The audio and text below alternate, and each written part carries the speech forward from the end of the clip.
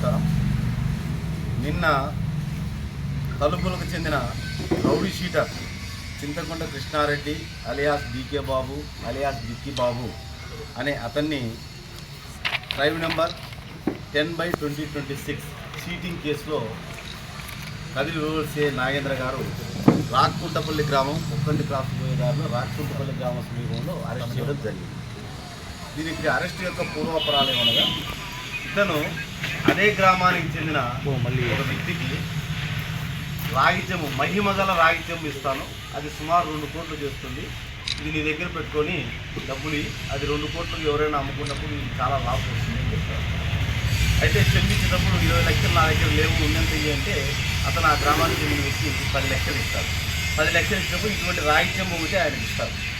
అయితే కొద్ది రోజుల తర్వాత ఆ అతనికి దీనివల్ల ఏం ఉపయోగం లేదని తెలుసుకొని, అయ్యా నువ్వు ఇచ్చిన చెమ్ము ఏం ఉపయోగం లేదు, నీ చెమ్ము తీసుకొని నా డబ్బులు నాకు ఇవ్వు అంటారు. అప్పుడు ఈ యొక్క డిక్కీ బాబు అలియాస్ కృష్ణారెడ్డి అనే అతను ఇంటికి లాక్కొని బెదిరించి, నువ్వు నన్నే మళ్ళీ డబ్బులు తిరిగి అడుగుతావా అని చెప్పేసి బలవంతంగా ప్రాంతం నోటు రాపించుకోవడము, నువ్వు ఎవరికైనా చెప్తే నేను చంపుతానని బెదిరించడం జరిగింది. అతను కొద్ది రోజులు మదనపడి బాధపడి మొన్న వచ్చి ఫిర్యాదు చేయగా అతని ఫిర్యాదు మేరకు కేసు నమోదు చేయడం జరిగింది. రాబడిన సమాచారం మేరకు ఈ చింతకొండ కృష్ణారెడ్డిని అరెస్ట్ చేయడం జరిగింది. ఈ సందర్భంగా ఇతని మీద చింతకొండ కృష్ణారెడ్డి మీద తలుపుల పోలీస్ స్టేషన్లో దాదాపు 8 కేసులు ఉన్నాయి. ఇది 9వ కేసు.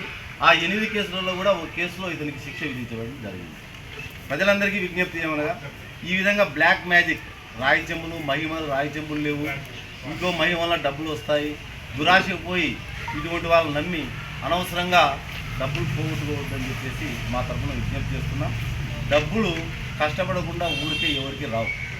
ఆ విధంగా ఎవరైనా వస్తాయని ఆశపడితే అది దురాశ తప్ప పోగొట్టుకోవడం తప్ప ఉండదు. ఇతని మీద మా ఎస్పీ గారు కూడా అన్ని డాక్యుమెంటేషన్ చూసిన తర్వాత ఇతన్ని ఎక్స్టర్మినేషన్ కూడా తయారు చేయమని చెప్పడం జరిగింది. ఇతని బహిష్కరణకు కూడా ప్రపోజల్ పంపుతాం.